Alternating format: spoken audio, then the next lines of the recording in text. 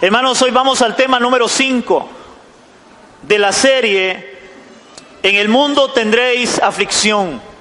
Ese es el tema que hemos estado compartiendo. Hoy vamos al tema número 5. Para los que anotan, hermanos, el tema de hoy, no se asuste por el título de este tema, pero el tema es cuando Dios permite lo malo, entre comillas, cuando Dios permite lo malo, entre comillas, para nuestro bien. Hermanos, cuando Dios permite lo malo para nuestro bien. Ese es el tema que vamos a estar viendo hoy. Y vamos a desarrollarlo en este caso de acuerdo a lo que hemos venido enseñando de San Juan capítulo 16, verso 33. San Juan capítulo 16, verso 33, que de ahí hemos sacado para desarrollar esta serie. Dice la palabra en el Evangelio de Juan capítulo 16, verso 33. Estas cosas os he hablado para que en mí tengáis paz. En el mundo tendréis aflicción, pero confiad, yo he vencido al mundo. La palabra es clara, hermanos, donde el Señor enseña que en el mundo tendremos ¿qué? Aflicciones. En el mundo vamos a tener problemas. En el mundo vamos a pasar circunstancias, hermanos, a veces no bonitas, no agradables, pero es parte de la vida de este mundo. ¿Cuántos en este lugar hemos tenido problemas en nuestra vida? Todos tenemos problemas. Ahora, lamentablemente hay una mala enseñanza que se ha dado en las iglesias, donde mucha gente se le ha enseñado que a la hora de una persona venir a Cristo, ya no va a tener problemas, hermanos, pero esa no es la verdad del Evangelio. Ya que en este mundo siempre vamos a tener problemas, y muchos, oigan esto, y muchos de esos problemas, hermano, aunque usted no lo crea y no lo entienda, muchos de esos problemas serán para nuestro bien. Oigan, muchos de esos problemas serán para nuestro bien, aunque en el momento no lo veamos de esa forma. Hay muchas veces donde Dios, hermanos, digo yo en mi expresión, Dios nos mete entre un zapato, en un problema. Pero muchos de esos problemas al final Dios los permite para nuestro bien. Porque si hay algo que Dios quiere es que tu corazón sea cambiado, que tu vida sea cambiada y que tú empieces a vivir para la gloria de Dios. Hermanos, y la forma de empezar a ser cambiados y transformados, hermanos, en nuestros corazones a veces es cuando Dios nos permite pasar problemas. Una de las cosas que enseñé en los últimos domingos es, hermanos, los problemas en un verdadero cristiano no lo aleja de Dios. Los problemas en un verdadero cristiano lo acerca a Dios, no lo aleja de Dios. ¿Cuántos creemos eso?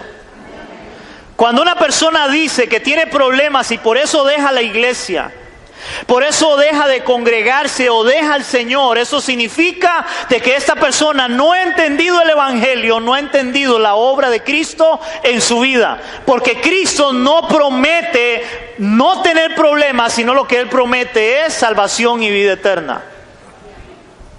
Ahora, por eso Él fue claro y Él dijo, en el mundo tendréis aflicciones. ¿Cuántos vivimos en este mundo?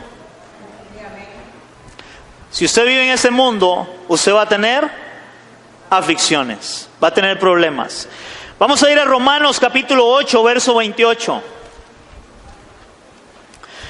Romanos capítulo 8, verso 28.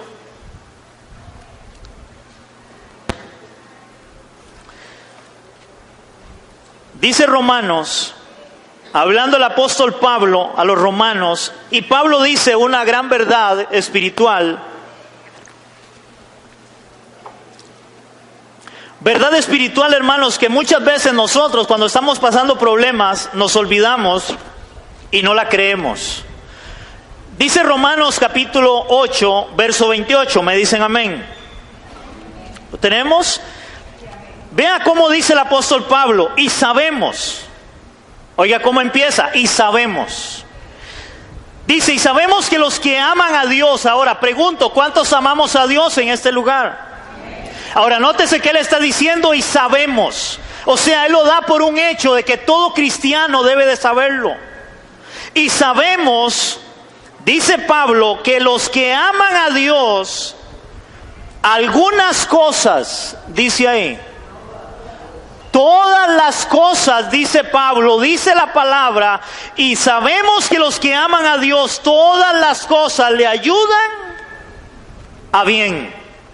¿Para qué nos ayudan todas las cosas? Para bien.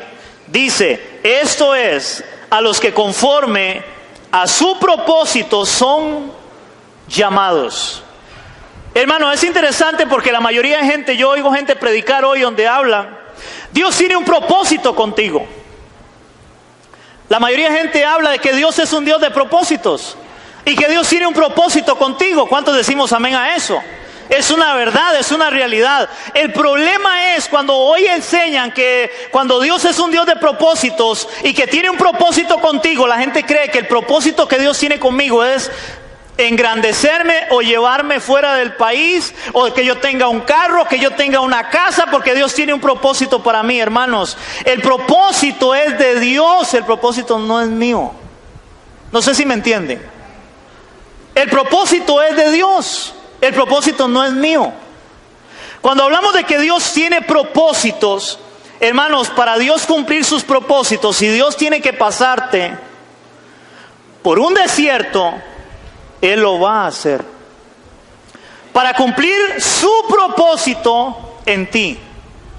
Ahora, ¿cuál sería el propósito de Dios en ti? Que tú aprendas a confiar en Él, que tú aprendas a amar a Dios cada vez más con todo tu corazón, que aprendas a adorarle en medio de los problemas, que tú seas santificado, que cada vez tu vida se parezca más a la de Cristo. Esos serían los propósitos de Dios.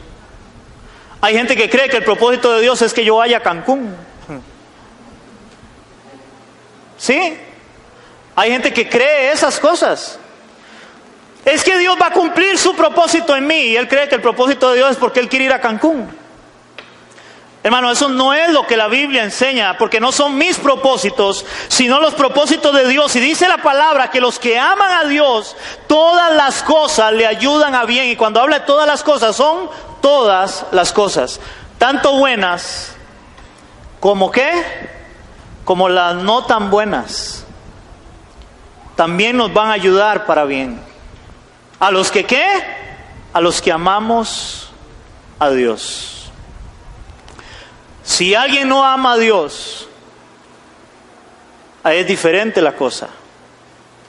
Pero según la palabra de Dios, dice Pablo que los que aman a Dios, todas las cosas le ayudan para bien. Todas las cosas. Dice en otras versiones, sabemos que Dios obra en toda situación para el bien de los que le aman. Los que han sido llamados por Dios de acuerdo a su propósito. Otra versión dice, sabemos que Dios hace que todas las cosas cooperen para el bien de los que lo aman y son llamados según el propósito que Él tiene para ellos. Que Él tiene para ellos, porque es el propósito de Dios, no mi propósito. ¿Está claro eso? Ahora, hermanos, una de las cosas que más nos cuesta aceptar, oigan esto, una de las cosas que más nos cuesta aceptar son los problemas, cuando en realidad pueden ser para nuestro bien.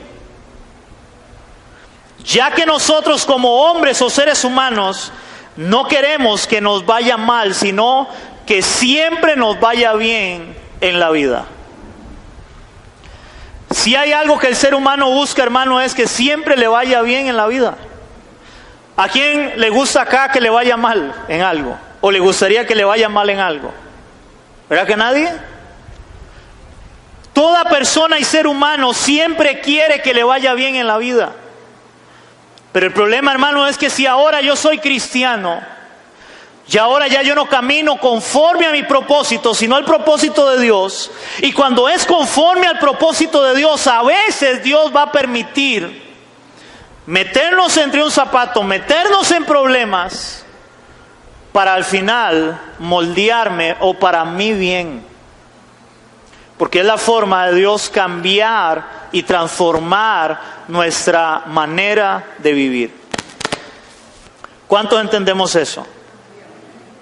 Vamos a ver por la palabra, vamos a ver cómo Dios permitió algunas cosas malas en la vida de algunas personas, pero que al final eran para bien, porque era el propósito de Dios. Oigan esto. Vamos a ver por la palabra de personas que Dios los metió o se metieron en un gran problema en su vida, pero que Dios lo permitió para que se cumpliera el propósito de Dios en ellos y en lo que Dios quería hacer. Vamos a ver primeramente, y voy a tratar de hacerlo lo más rápido posible por causa del tiempo. Vamos a hablar de la historia de José. Yo no sé cuántos han estudiado la historia de este joven llamado José en el Antiguo Testamento. Y esa historia está en Génesis capítulo 37. Y ahí hasta el capítulo 45 de Génesis viene toda la historia de José. Génesis capítulo 37. Pero yo quiero hablarlo por extractos para que no me gane el tiempo de la vida de José. Génesis 37, yo quiero que leamos versos 3 y 5, o del 3 al 5. ¿Me dicen amén? ¿Lo tenemos? Dice la palabra, Génesis es el primer libro de la Biblia, está fácil llegarle. Génesis capítulo 37, vamos a ver versos del 3 al 5, dice la palabra. Y amaba Israel a José. Israel era Jacob, recuerden, ahí ya Dios le había cambiado el nombre a Israel, donde salen las 12 tribus de Israel, que es de Jacob. Y amaba Israel a José más que a todos sus hijos, porque lo había tenido en su vejez, y le hizo una túnica de diversos colores. Vamos a hacer un paréntesis ahí, hermano. La vida de José, él era en ese momento el último de los hijos, porque luego Jacob tiene otro hijo, pero en ese momento él era el último de los hijos.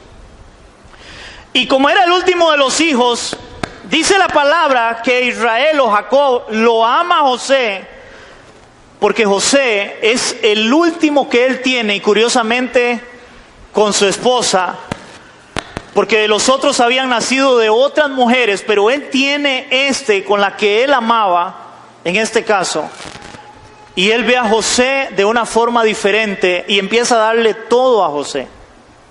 José podríamos decir que era el chiquillo chineado de la casa. Era el chiquillo que sus padres le daban todo lo que él quería, a tal punto que dice la palabra que el papá le hace una túnica de colores a José que no le había hecho a ninguno de sus hermanos. Eso hace el padre con José. José podríamos decir que él tenía todos los privilegios en la casa. Pero vamos a empezar a ver la vida de José. Verso 4. Y viendo sus hermanos que su padre lo amaba más que a todos sus hermanos, le aborrecían. Y no podían hablarle pacíficamente. O sea, su papá lo amaba, lo cuidaba, pero sus hermanillos lo trataban al caite. Yo no sé cuántos han vivido en familias así, ¿verdad? El más chiquitillo es el que más le dan los hermanillos. Pero la palabra cuando dice lo aborrecían, era que de verdad lo aborrecían. Empezaron a aborrecerlo. Verso 5. Y soñó José un sueño y lo contó a sus hermanos, y ellos llegaron a aborrecerle más todavía. Hermanos, si aquí empieza, podríamos decir el calvario de José. A pesar de que su padre lo amaba, le había dado la túnica de colores, pero ya sus hermanos empezaron a aborrecer a José, y todavía para terminarla de hacer, José tiene un sueño, dos sueños muy extraños tiene José. Sueños que a mí me hace gracia escuchar hoy gente predicar y dice, es que José tenía sueños. Dios va a cumplir tus sueños, ten sueños. Hermano, el problema es que los sueños no eran sueños de José. O sea que él decía, yo soñé o yo voy a soñar que voy a llegar a ser príncipe de Egipto. Hermano, José nunca soñó eso porque él quería. Los sueños se los daba Dios a José. Y José mismo no los entendía. Y más bien esos sueños le costó a José que a él lo aborrecieran más todavía sus hermanos. Aun cuando él tiene uno de los sueños, que es que la luna y el sol se le inclinan a él, era que el papá y la mamá también se le iban a inclinar. Y el papá dice, oiga, ¿cómo qué es eso, José? Que usted sueña tan raro. Y los hermanillos más molestos con José todavía. Llega el punto donde la historia nos cuenta, donde un momento José, porque ya estaba grandecito, los hermanos, ellos eran siempre, los hebreos se caracterizaron por ser cuidadores de ovejas. Y los hermanos estaban cuidando ovejas y el padre manda a José para que vaya a llevarles comida a sus hermanos y a ver cómo están sus hermanos, que se habían ido a una región más lejana para cuidar las ovejas. Pero vamos a ver, hermanos, qué empieza a suceder con José. Dice la palabra en Génesis capítulo 37, y vamos a leer del 28 al 27. Dice la palabra, cuando ellos lo vieron de lejos, sus hermanos, antes de que llegara cerca de ellos, conspiraron contra él. Oigan, ¿para qué? Para matarle. Hermanos, ¿usted se imagina tener a sus propios hermanos en la casa y querer matarle? Y es de verdad. Era de verdad, o sea, querían matarlo a José. Y dijeron el uno al otro, he aquí, viene el soñador. Ahora pues venid y matémosle y echémosle en una cisterna y diremos, alguna mala bestia lo devoró y veremos qué será de sus sueños. Cuando Rubén oyó esto, uno de los hermanos mayores, lo libró de sus manos y dijo, no le matemos. Verso 22, y le dijo Rubén, no derraméis sangre echadlo en esta cisterna que está en el desierto, y no pongáis mano en él, por librarlo así de sus manos, para hacerlo volver a su padre. Ahora, una cisterna, hermanos, era un hueco que hacían en aquellos tiempos, pero lo llenaban de agua, para poder darle ración a las ovejas, qué sé yo, eso era una cisterna. Pero aquella cisterna estaba vacía, no había agua en aquella cisterna, y ahí meten a José. Pero la intención de ellos era ¿qué? Matarlo. Por el sueño que él había tenido, matarlo. Verso 23 dice, sucedió pues que cuando llegó a José, a sus hermanos, ellos le quitaron a José su túnica, la túnica de colores que tenía sobre sí, y le tomaron y le echaron en la cisterna, pero la cisterna estaba vacía, no había en ella agua.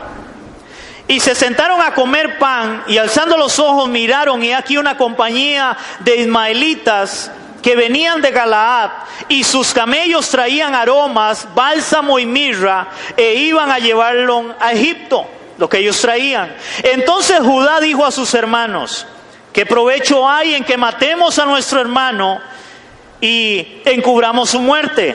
Venid, vendámosle a los ismaelitas, no sea nuestra mano sobre él, porque él es hermano nuestro, nuestra propia carne. Y sus hermanos convinieron con él. Hermano, nada más imagínese usted cómo podría sentirse José en ese momento. De ser el chiquillo chineado por papá, que le había dado la túnica de colores, ahora se la quitan y sus propios hermanos quieren matarlo y lo echan en una cisterna, en un hueco. Yo me imagino ahí a José gritando, diciéndole, porque es lo lógico, sáquenme de aquí. Pensando tal vez que lo que están haciendo es una broma con él, pero lo que quieren es matarlo. Empezó a tener problemas. Y a tal punto que a uno de ellos se le ocurre, vendámoslo. ¿Usted se imagina que un hermano lo venda a usted? Vendámoslo, saquémosle provecho a mi hermanillo. Saquémosle algo. Y lo venden. El chiquillo chineado que tenía todo. Cuando ellos lo venden, hermanos, dice la palabra, puedo empezar a resumir porque traía para leer más, pero por tiempo no lo voy a hacer. En el capítulo 39, versos del 1 al 4 y luego del 7 al 21, habla la Biblia de cómo José es vendido, lo llevaban los ismaelitas y lo venden a Potifar. Y lo venden como esclavo. Hermanos, yo no sé, pero yo creo que para nadie debe ser bonito ser un esclavo. Recuerden que era el hijo amado del padre y ahora es un esclavo. José empezó a tener problemas por tener sueños. Y ahora lo venden como esclavo. Pero dice la palabra de Dios, hermano, y esto es importante, pero Dios estaba con José. En medio de lo que José estaba pasando, Dios estaba con José, dice la palabra. Hermanos, en medio de lo que Dios permita en nuestra vida, lo que debe tener bien claro cada cristiano, cada creyente, es que Dios está con nosotros. Hermanos, el problema no son los problemas. El problema es cuando yo no entiendo que Dios está conmigo en medio de los problemas. ¿Cuántos entienden eso? Porque la mayoría de nosotros cuando tenemos problemas, ¿qué es lo que sentimos? Que Dios nos ha dejado, que Dios nos ha abandonado. Y la Biblia dice que Dios estaba con José. Ese hombre Potifar lo toma como esclavo y él empieza a trabajar. Cuando él empieza a trabajar, dice la Biblia que Dios lo pone en gracia a José. Y entonces empieza Potifar a ver que José es una persona que trabaja muy bien y que todo lo que él hace es prosperado por Dios. Porque Dios lo pone en gracia. Entonces Potifar toma la decisión de decir: usted va a ser el mayordomo principal de mi casa, usted va a gobernar toda mi casa. Pero solamente le digo, para usted es prohibida mi esposa. Esa solo yo puedo llegarle, pero no usted. Y José dice: sí, está bien. Y empieza a trabajar, pero la Biblia dice que ahora la mujer de Potifar, yo me imagino a José ya acomodándose un poco triste de lo que habían hecho sus hermanos. Él está de esclavo y él dice: bueno, ya la situación se me está acomodando, ya yo estoy ahora sirviendo en la casa de Potifar, que era un hombre importante en Egipto, y ahora más bien tengo gente a mi mando. La cosa se está acomodando, pero ahora la mujer de Potifar pone los ojos sobre José y dice: ay, este chiquillo es mío. Este chiquillo yo me lo como. Dice la mujer de Potifar. Mujer que seguro no era nada fea, porque también al ser Potifar un hombre importante, entre más importante era el rango en aquellos tiempos, más hermosas eran las mujeres que ellos podían tener, porque ellos escogían las mujeres. Esa mujer pone los ojos en José y ella llega y le dice: José, véame qué linda soy. Estoy parafraseando. Vea qué linda que soy yo, José. Y usted no está nada mal. Yo quiero con usted. Y José inmediatamente le dice: no, señora. Y eso a mí me impacta en el pasaje, porque él le dice: mi amo me ha puesto en todo esto, pero solamente me ha prohibido a usted. Y José dice a esta mujer: y yo no voy a pecar contra Dios. Eso a mí me impacta. A pesar de lo malo que le estaba pasando a José, que sus hermanos lo habían vendido, querían matarlo, ahora era un esclavo, todavía José se acuerda de Dios y quiere honrar a Dios todavía. Algo que muchos cristianos hoy no hacen en medio de los problemas. Hoy hay hombres que tienen problemas en la casa y lo primero que hacen, y dicen ser cristianos, y lo primero que hacen es ir a buscar una cantina o ir a buscar consuelo en otra. Y empieza a decirles que mi mujer no me entiende, es que mi mujer acá y mi mujer allá. Aló. José mantiene su integridad delante de Dios, a pesar de lo que le estaba pasando. Y José dice, yo no voy a hacer esto. La mujer sigue insistiendo.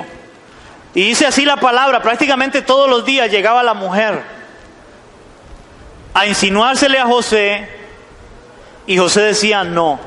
Hasta que llega un día donde dice la palabra que no había nadie en la casa. No sé por qué, pero no había nadie en la casa. Y llegó José y estaba solito ese día. Y dice la mujer, hoy es mi día. Hoy se le llegó el día a José. Y dice la palabra que ella empieza a seducir a José. Y hermanos, así dice la palabra, que José sale desnudo y sale corriendo, y ella se queda con las ropas en la mano. O sea, yo creo que José estaba en una lucha en su carne, oiga, tan brava, de que él decía no, pero la carne le decía sí.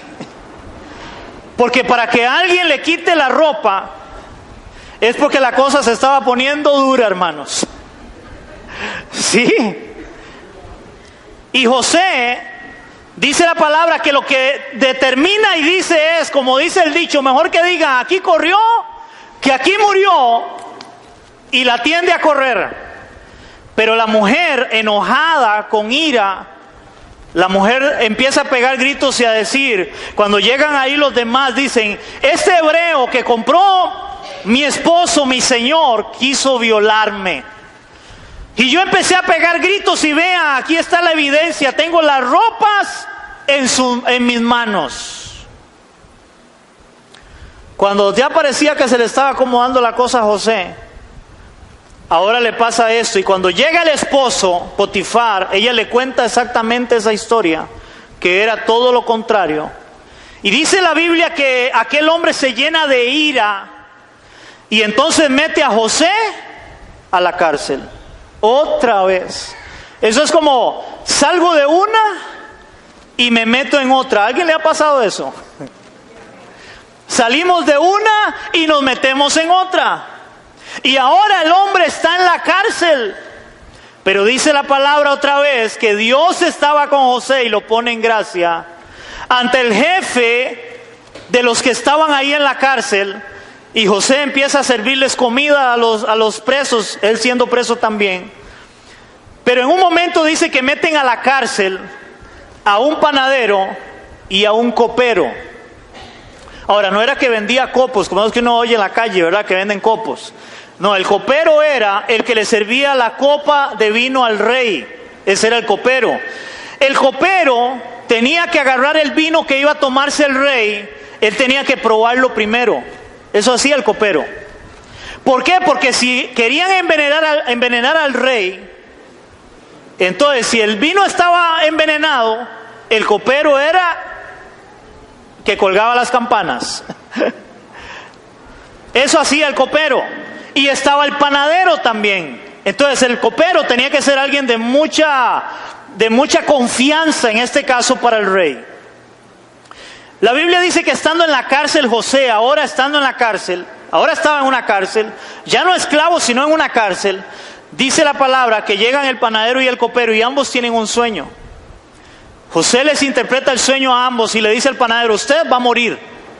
Y al panadero, le dice al panadero, sí, usted va a morir. Y al copero, el rey te va a poner nuevamente en el lugar que tú tenías antes. Y José le dice, acuérdate de mí cuando estés ahí al frente del rey, al frente del faraón de Egipto. Pero la Biblia dice que el hombre, después de que se cumplen los dos sueños y la interpretación es real, el copero se olvida de José. Él se olvidó de José. Pero al cabo de unos años dicen que el rey de Egipto, Faraón, tiene un sueño. Un sueño que, vamos a resumirlo, eran de 7 vacas gordas y 7 vacas flacas. Y en este sueño las 7 vacas flacas desnutridas, muriéndose, se comen a las 7 vacas gordas. Y él empieza a llamar a todos los adivinos, a todos los que podían interpretar sueños en en Egipto, y no había nadie quien pudiera interpretar aquel sueño. Y en eso el copero se acuerda de José y manda a llamar a José.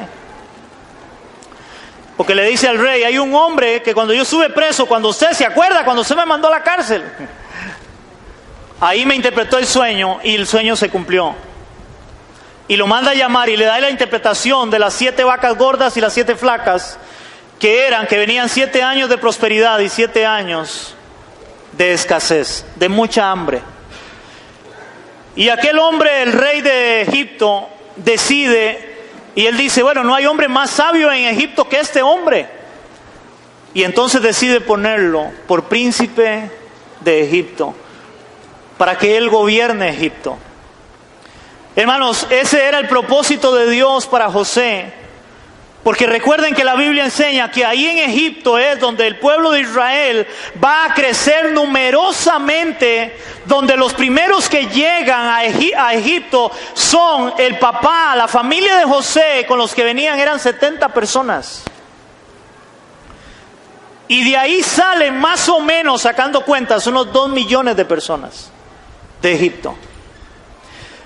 Pero lo más impresionante, hermanos, de todo esto que le pasó a José, ¿cómo podríamos decir nosotros que lo que le pasaba a José era bueno o era malo? ¿Cómo era? Era malo. Sus hermanillos no lo querían, lo vendieron, querían matarlo. Es un esclavo. Luego de ser esclavo va preso. Lo difaman por adúltero cuando él no hizo nada. Todavía le interpreta el sueño al otro y el otro se olvidó. Hermanos, todo lo que le pasó no era bueno, pero todo eso era para que se cumpliera ¿qué? El propósito de Dios, porque los que aman a Dios, todas las cosas le ayudan para bien. Ahora vamos a ir a Génesis capítulo 45. Y yo quiero que leamos, hermanos, acá, que eso es lo que a mí me impacta de esta historia, y yo quiero que usted la entienda. Vamos a ver lo que hace José cuando sus hermanos llegan, porque el papá de José envía a los hermanos a comprar en Egipto. Ya habían 2 años de hambre. Y eso es lo que a mí me impacta, hermanos, y aquí es donde se cumple esa palabra. En el mundo tendréis aflicción, pero confiad, yo he vencido al mundo. Y sabemos que los que aman a Dios, todas las cosas le ayudan para bien. Dice la palabra en Génesis 45 del 1 al 9. Y no podía ya José contenerse delante de todos los que estaban al lado suyo, y clamó: haced salir de mi presencia a todos. Y no quedó nadie con él al darse a conocer José a sus hermanos. Entonces se dio a llorar a gritos, y oyeron los egipcios, y oyó también la casa de Faraón. Y dijo José a sus hermanos: yo soy José, ¿vive aún mi padre? Y sus hermanos no pudieron responderle, porque estaban turbados delante de él. Y usted leyendo toda la historia, hermanos, dice que ellos en un momento tuvieron temor, porque lo primero que ellos pensaron es: este ahora nos va a matar. Oiga, nos va a matar. Nosotros lo quisimos matar, lo metimos en una cisterna, lo vendimos, creímos que estaba muerto, porque esa fue la noticia que le dieron a su papá, que había muerto. Y ahora él, que es príncipe de Egipto, dice: yo soy su hermano José. O sea, sus hermanillos dijeron: hasta aquí nos llegó, vamos a morir. Pero vea lo que dice José. Verso 4.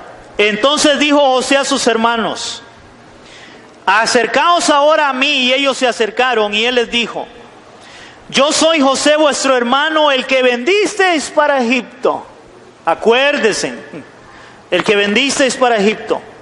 Ahora pues no os entristezcáis, ni os pese el haberme vendido acá. Oiga, ni os pese haberme vendido acá, porque para preservación de vida me envió Dios delante de vosotros. Ahora pregunto, ¿quién dijo José que lo había enviado a él ahí? Pero ¿por dónde tuvo que pasar José? Hermanos, ¿cuántos de nosotros hemos venido a Cristo? Pero para venir a Cristo, llegar a Cristo, tuvimos que pasar un montón de cosas duras en la vida. ¿Aló? Hermanos, hay personas que han vivido cosas durísimas en esta vida. Yo he oído personas contar su testimonio y hablar: me violaron, abusaron de mí, me dejaron botado, no tenía que comer, estaba enfermo. Pero de ahí Dios tenía un propósito y lo llamó para salvación.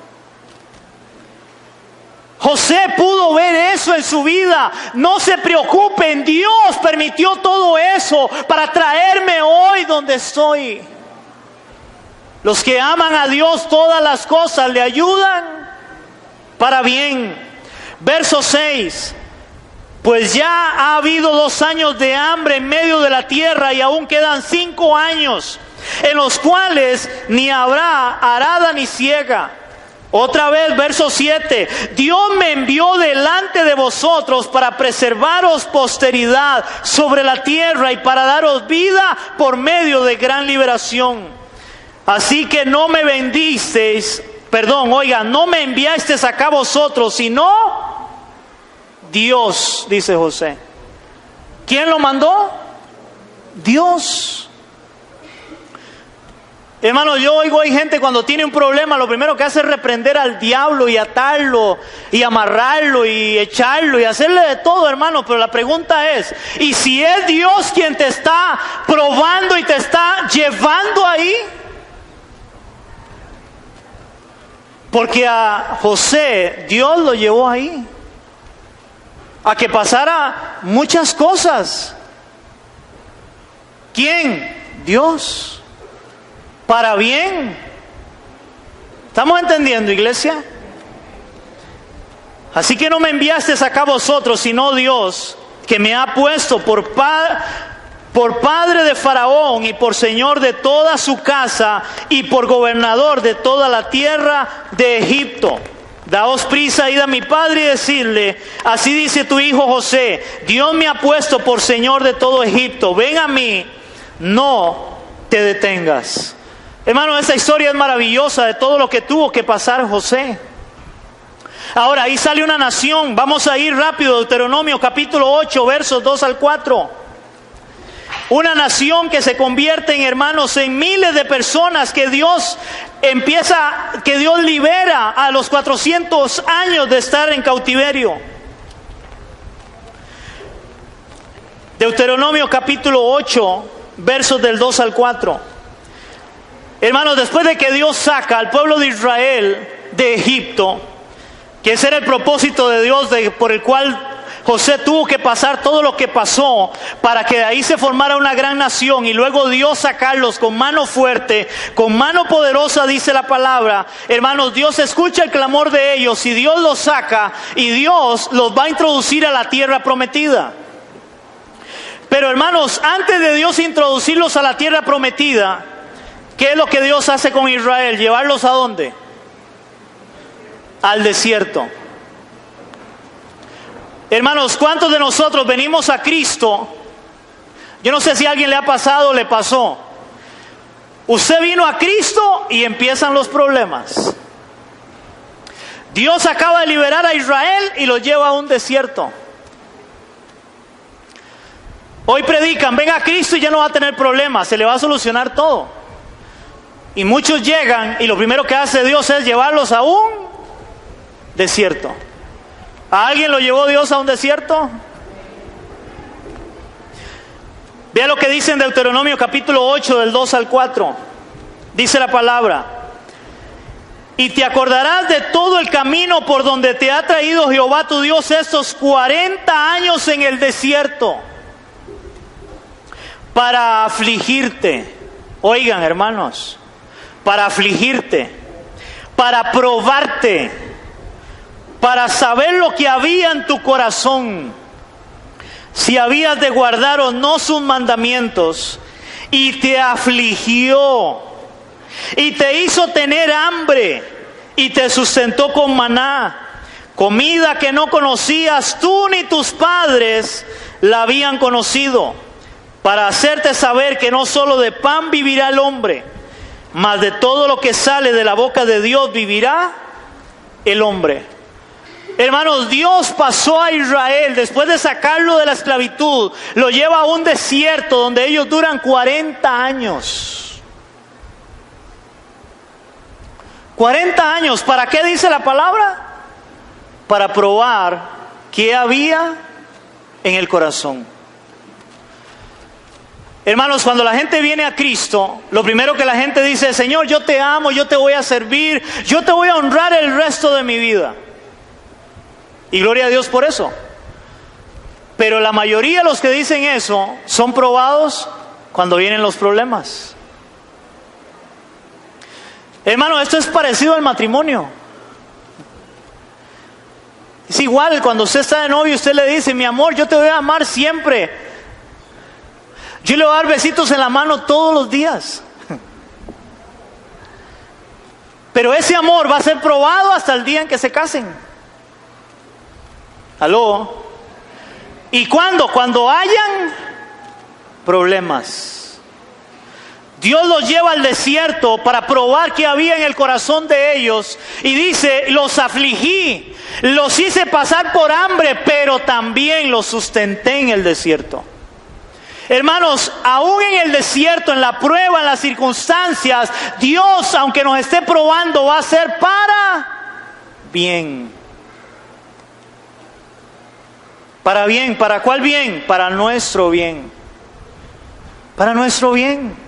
Hermanos, ustedes saben, hablando ahí ya metiendo lo que no tengo que meter, según estadísticamente un matrimonio se cree que se formaliza o pega, por decirlo de esta forma, hasta después de 7 años.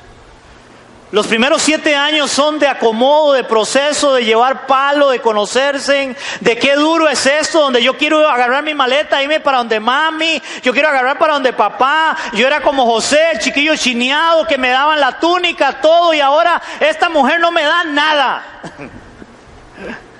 Y la mujer por otro lado. Hermanos, tiene que haber un tiempo de prueba. Si no somos probados, eso lo vamos a ver más adelante en la serie. Hermanos, si no somos probados, nunca vamos a entender cuánto amamos a Dios realmente en nuestro corazón. Amén, iglesia. La Biblia dice que ellos fueron llevados al desierto, y eso fue para bien ¿de quién? Del pueblo. Dios muchas veces nos va a llevar al desierto para ser probados igualmente, pero va a ser para nuestro bien, no para mal. El problema es cuando yo no entiendo, hermanos, de que Dios está ahí en el desierto. Hermanos, Dios está en el desierto. En tu desierto Dios está. Ahí está Dios. El problema es a veces no entender que ahí está Dios. Vuelvo a lo mismo. El problema no es el desierto. El problema es no creer que Dios está conmigo en el desierto. Otro ejemplo en la palabra. Y voy a hablarlo muy rápidamente. ¿Cuántos han leído y estudiado la vida de Job? ¿Cómo empieza el libro de Job? Diciendo que Job, ¿cómo era? Un hombre íntegro, recto, temeroso de Dios, apartado del mal. Ese era Job. Hermano, Job, si había alguien íntegro, era Job. Pero Dios permitió sobre la vida de Job cosas que, buenas o malas.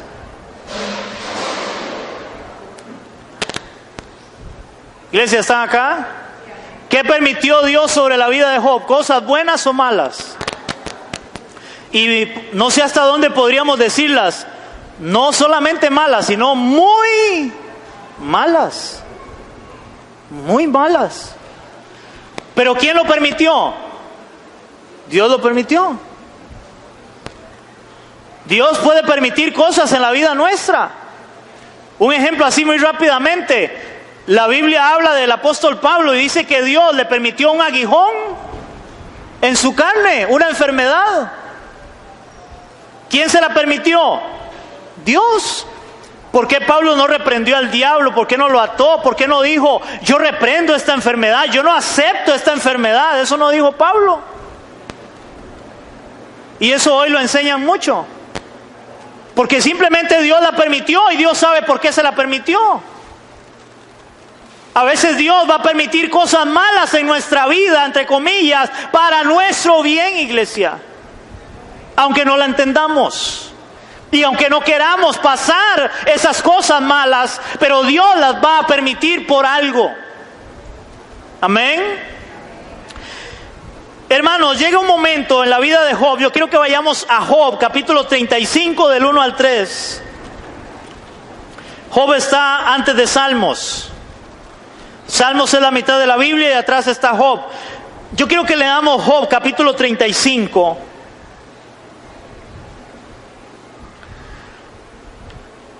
Versos del 1 al 3, porque a mí me llama la atención, hermanos. Hay que leer todo el discurso de Job luego de todas las calamidades que a Job le vienen, donde él empieza a hablar con sus amigos. Pero vea qué interesante esto.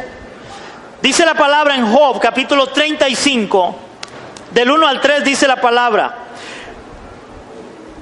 Prosiguió Eliú en su razonamiento y dijo, oiga, vean lo que Job pensaba, qué es lo que le dice su amigo a Job. ¿Piensas que es cosa recta lo que has dicho? Ahora, ¿qué era lo que había dicho Job? Oigan, ¿piensa que es cosa recta lo que has dicho? ¿Más justo soy yo que Dios? Oigan lo que Job había dicho, porque Job en un momento, después de todo lo que a él estaba pasando, Job en un momento dice, oiga, yo creo que Dios es injusto. ¿Cómo si yo he sido recto? Si yo he sido temeroso de Dios, yo he sido apartado del mal, he honrado a Dios, ¿y por qué Dios permite que me pase todo esto a mí? ¿Alguien alguna vez ha pensado eso en su vida? Hay gente que dice, le está pasando algo y a veces es solamente una gripe, hermano, y siente que se muere y empieza a reclamarle a Dios. Señor, yo te sirvo. Señor, yo oro todos los días, leo la palabra, voy a la iglesia. ¿Por qué me tienes aquí enfermo? Como diciéndole a Dios, Dios, usted no es justo. Yo que soy un siervo tuyo, dirían algunos. ¿Cómo me va a pasar esto a mí?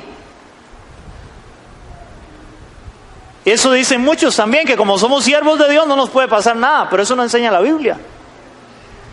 Ahora, seguimos leyendo. Más justo soy yo que Dios. Porque dijiste, oiga, este hombre, este amigo de Job le está recordando a Job lo que él creía, lo que él decía. Porque dijiste, ¿qué ventaja sacaré de ello? ¿Qué ventaja sacaré de ello? ¿O qué provecho tendré de no haber pecado? Wow. Vean lo que Job está diciendo. ¿Para qué me he guardado tanto? ¿Para qué he honrado tanto a Dios? Y vean lo que me está pasando ahora. Eso es lo que estaba diciendo Job. Porque a Job le vinieron calamidades muy malas y Dios las permitió. Ahora vamos a ir al capítulo 38, del 3 al 11. Capítulo 38, del 3 al 11. Y dice un título, Jehová convence a Job de su ignorancia. Ahora Dios, hermanos, porque Dios estaba en el asunto, empieza a escuchar a Job, donde él empieza a decir eso. Señor, yo creo que usted es injusto, yo me he guardado, yo te he servido y vea, me está pasando todo esto. Ahí sentado, oiga, olía mal, había perdido todo, se rascaba con un tiesto. Y ahora vea lo que le dice Dios. Entonces respondió Jehová a Job desde el torbellino y le dijo, ¿quién es, oigan esto, quién es ese que oscurece el consejo con palabras sin sabiduría? Ahora cíñete como un varón tus lomos y yo te preguntaré y tú me contestarás. En otras palabras, ¿sabe qué le hizo Dios con Job? Le dijo, ven acá Job, vamos a tener una conversación usted y yo, pero de Dios a hombre. No podía ser de hombre a hombre ni de Dios a Dios, no, de Dios a hombre, Job. Usted que dice que yo soy injusto, que por qué yo permití todo eso. Ok, usted y yo vamos a tener una conversación, pero para yo responderle todas sus interrogantes, yo quiero que usted me responda eso y entonces yo le voy a responder a usted. Y vean lo que empieza a decirle Dios a Job. Verso 4. Vamos a leer hasta el verso 11. ¿Dónde estabas tú cuando yo fundaba la tierra? Házmelo saber si tienes la inteligencia. ¿Quién ordenó sus medidas si lo sabes? ¿O quién extendió sobre ella cordel? ¿Sobre qué están fundadas sus bases, la base de la tierra? ¿O quién puso su piedra angular? Cuando alababan todas las estrellas del alba y se regocijaban todos los hijos de Dios. ¿Quién encerró con puertas el mar cuando se derramaba saliéndose de su seno? Cuando puse yo nubes por vestidura suya y por su faja oscuridad. Establecí sobre él mi decreto y puse puertas y cerrojo. Y dije, hasta aquí llegarás y no pasarás delante. Y ahí pasará el orgullo de tus olas, hermano. Y usted puede seguir leyendo todo ahí para adelante, donde el Señor le dice a Job: ¿dónde estaba usted cuando yo hice esto? Cuando yo hice esto, cuando yo hice esto, ¿cómo lo hice? O sea, Dios empezó a decirle a Job: este soy yo, Dios grande, fuerte, todopoderoso y soberano. Eso empezó a decirle Dios a Job. Entonces vamos a ver la respuesta de Job. Job capítulo 40, versos del 1 al 5. Dice la palabra en Job 40 del 1 al 5. Además respondió Jehová a Job y le dijo: es sabiduría. Aquí ya Dios ya aterrizó. Oiga, vean nada más, oiga, eso es como que lo agarren y le hagan. ¿Ustedes han visto las películas cuando está alguien hablando mucho y lo agarra y le hace ¡plá! Por la cara? Es como, cállese y entienda. Y le dice el Señor a Job: ¿es sabiduría contender con el omnipotente? Vean la pregunta. Hermano, ¿usted creen que es sabio usted quejarse y quejarse cuando está teniendo problemas? Y decirle a Dios: Dios, ¿por qué? O como Job: Señor, usted no es justo, porque yo me he guardado y vea donde usted me tiene, donde me ha pasado. Wow. Le dice el Señor: ¿es sabiduría contender con el omnipotente? El que disputa con Dios responda esto, que es todo lo que él le había preguntado, y no hay respuesta. Entonces respondió Job a Jehová y dijo: oigan, he aquí que yo soy ¿qué? Soy vil. Primero se había justificado, ¿recuerdan? Yo soy justo.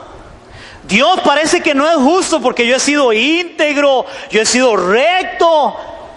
Y Dios me pasó. ¿Por qué Dios me permite pasar por esto? Y ahora, ¿cuál es la respuesta de Job? ¿Yo soy qué? En buen tico, Señor, yo soy una cucaracha. Yo soy una cucaracha, Señor. ¿Sí? Esa es la realidad, hermanos. ¿Dónde estaba usted? Cuando yo fundé la tierra, cuando yo puse bases, cuando yo le dije al mar: hasta aquí llegas y de ahí no te vas a salir. Wow, ese es Dios poderoso. Y aquí yo soy vil. Y bien, ¿y qué te responderé? Ahora vean lo que hace Job. Mi mano pongo sobre mi boca, y una vez hablé, mas no responderé. Aún 2 veces, mas no volveré a hablar. En otras palabras, ¿qué dijo Job? Calladito, más bonito. Mejor no hubiera abierto la boca. ¿Por qué? Porque él empezó a cuestionar a Dios. Hermanos, ¿cuánta gente cuestiona a Dios? Porque voy a ponerles un ejemplo muy fácil. Hay gente que ha servido a Dios toda la vida y mueren con un cáncer terrible. Y han servido a Dios toda la vida. Han honrado a Dios, han sido gente de bien. Y mueren de un cáncer terrible o mueren en un accidente fatal. Hace unos años murió un hombre que para mí era un hombre excepcional. Era un hombre, oiga, wow, cuando él predicaba yo babiaba. David Wilkerson, no sé cuántos lo conocen.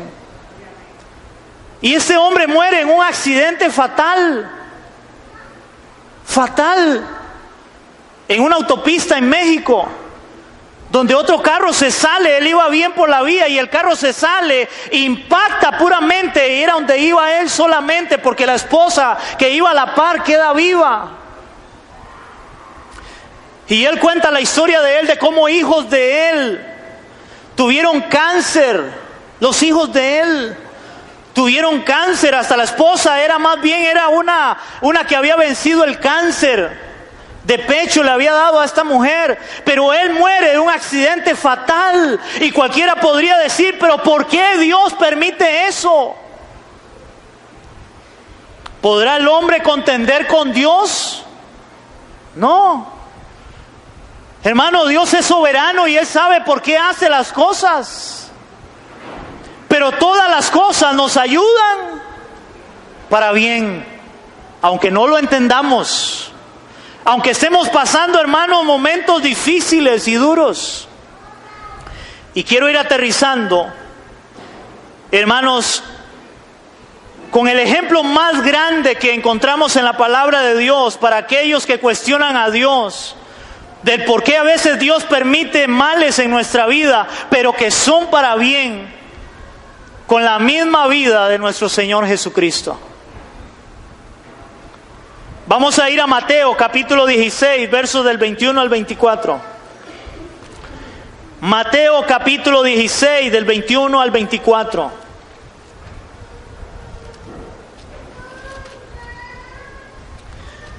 Mateo capítulo 16, del verso 21 hasta el 24, hermanos, ojalá todos lo tengan. Hermanos, le hago una pregunta: ¿a qué vino Jesús a este mundo? ¿A vivir una vida linda, hermosa, color de rosa, o vino a sufrir? ¿A qué vino Cristo? ¿A sufrir? Hermano, ¿usted se imagina estar en el trono siendo Dios, tener todo? El Dios que creó los cielos y la tierra, y venir y tomar forma de hombre para venir a sufrir a este mundo, para salvar al hombre, porque todo el sufrimiento de Cristo fue para bien, para la salvación de la humanidad, de aquel que cree en Él como Señor y Salvador de su vida. Porque la Biblia es clara: no hay salvación fuera de Cristo. Ninguna religión te va a salvar, ningún hombre te va a salvar, solo Cristo te puede salvar. Él vino a sufrir y a dar su vida por ti y por mí, para creer en Él, para salvación. Dice la palabra en Mateo capítulo 16, del 21 al 24. Desde entonces comenzó Jesús a declarar, eso que hoy dicen, ¿verdad? Jesús empezó a declarar a sus discípulos que le era necesario ir a Jerusalén y padecer, ¿qué? Mucho. Empezó a declarar, empezó a decir. Hoy dirían: uy, no declare eso, no lo confiese, porque se le va a hacer. ¿Cuántos han oído eso? ¿Se imagina a Pedro ahí? Bueno, ahorita vamos a ver, casi que fue lo que Pedro le dijo. Uy, Señor, no confiese eso. Hermanos, es que a veces vamos a pasar cosas en la vida. ¿Por qué? Porque somos seres humanos y este mundo es un mundo caído. Dice la palabra que empezó a declarar a sus discípulos de que era necesario ir a Jerusalén y padecer mucho de los ancianos, de los principales sacerdotes, de los escribas, y ser muerto y resucitar al tercer día. Entonces Pedro, tomándole aparte, comenzó a reconvenirle, diciéndole: Señor, ten compasión de ti. En ninguna manera esto te acontezca. Eso sería como los predicadores de hoy, ¿verdad? Hoy no, hermano, a usted le va a ir bien en todo lo que usted haga. No confiese negativo, no, confiese solo positivo. Declare que usted va a llegar a tener, que va a llegar a ser. Así agarró Pedro a Jesús: Señor, no diga eso. Y vean la respuesta de Jesús. Pero él, volviéndose, dijo a Pedro: quítate delante de mí, Satanás. Me eres tropiezo, porque no pones la mira en las cosas de Dios, sino en la de los hombres. ¿Por qué en la de los hombres? Porque la mayoría de los hombres quieren que solamente nos vaya como bien. Dios guarde yo enfermarme.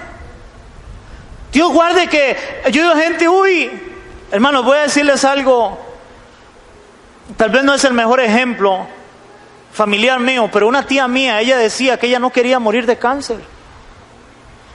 Ella me decía a mí, Alberto, es que yo no quiero morir de cáncer. Para mí eso es lo más terrible que hay, debe ser lo peor que hay. Y ella era creyente. ¿Y saben de qué murió? De cáncer. Pero ¿saben qué es interesante? Que cuando ella tuvo el cáncer, ella preguntó a los doctores y les dijo, doctores, díganme la verdad, ¿el cáncer ha caminado mucho o está a tiempo? Le dijeron, no, ya está muy avanzado. Entonces ella dijo, no quiero que me pongan quimio. Estoy en las manos de Dios. Hermanos, yo digo que eso es fe, eso es de Dios. ¿Por qué? Porque a veces la gente se quiere aferrar tanto a algo, y en este caso a la vida, que perdemos de vista la soberanía y la voluntad de Dios.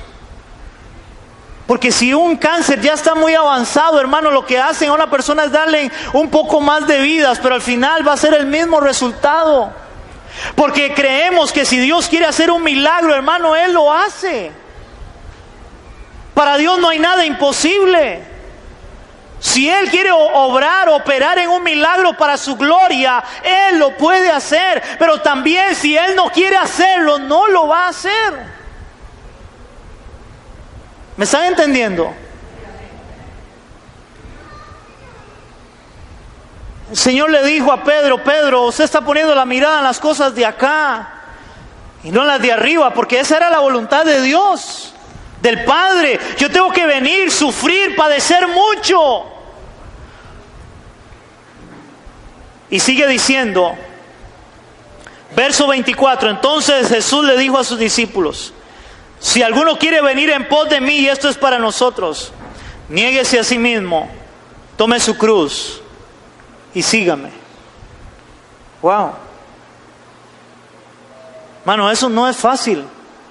Que quiere servir a Cristo, el que quiere honrar a Cristo debe estar dispuesto a negarse a sí mismo, a tomar la cruz y seguirle. ¿Qué es la cruz? Muerte. Muera a usted mismo. Honre a Dios siempre, en todo momento. A veces Dios va a permitir cosas malas, pero serán para tu bien si amas a Dios de verdad. Eso enseña la palabra. Y el cuadro más fuerte, hermanos, más duro en la palabra de Dios es Isaías 53.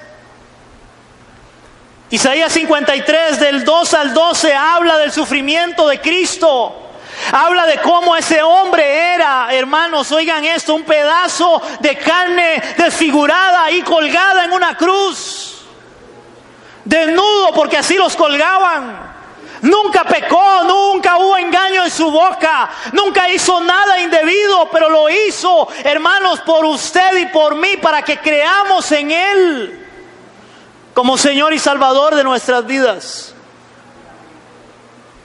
Hermano, lo que Cristo padeció fue lo más terrible, pero fue para bien de todo aquel que le iba a entregar su vida a Cristo. El sacrificio de Cristo fue para mi bien. Y si usted le ha entregado su vida a Cristo, fue para su bien también.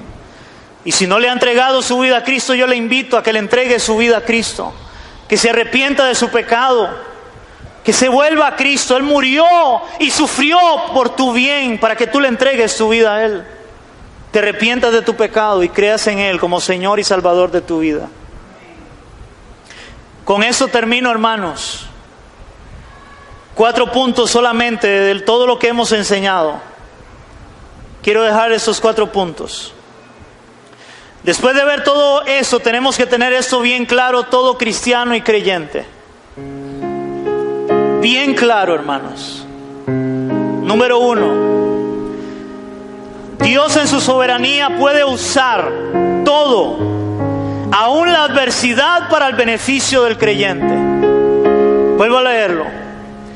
Dios en su soberanía puede usar todo, aún la adversidad, para el beneficio del creyente. 2. Dios está con nosotros aún en medio de los problemas. Dios está con nosotros aún en medio de los problemas. 3. Dios siempre va a cumplir sus propósitos, iglesia. Dios siempre va a cumplir sus propósitos. Y 4, Dios siempre, hermano, no se le olvide, Dios siempre tiene el control de todo. Dios siempre tiene el control de todo. Por más malo, por más que usted vea, hermano, la situación caótica, Dios siempre tiene control de todo. Amén, iglesia. Es mi oración para que usted salga de este lugar hoy fortalecido en su fe. Para que usted entienda, hermano, que en medio de lo que usted está pasando, o Dios te ha permitido pasar, es para tu bien. Porque eso te tiene que acercar a Dios. Eso te tiene que fortalecer en Dios, aunque aparentemente sea malo, aunque aparentemente sea muy doloroso, pero a veces es lo que Dios usa para la gloria de Él, para transformar y cambiar nuestras vidas. Amén, iglesia. Oramos. Señor, te damos gracias. Gracias, Dios, una vez más por tu hermosa palabra, Señor. Es tu palabra quien nos habla, es tu palabra quien nos enseña. Eres tú quien hablas a nuestro corazón, Señor. Gracias, Dios, porque hoy podemos ver claramente de que muchas veces, Señor, tú permites males en nuestra vida, pero que eso, Señor, dice tu palabra, que los que te amamos nos ayudarán para bien, Señor, aunque no lo entendamos. Y perdónanos, Señor, por las veces que tal vez hemos renegado, por las veces que tal vez, igual que Job, hemos dicho: Señor, tú eres injusto.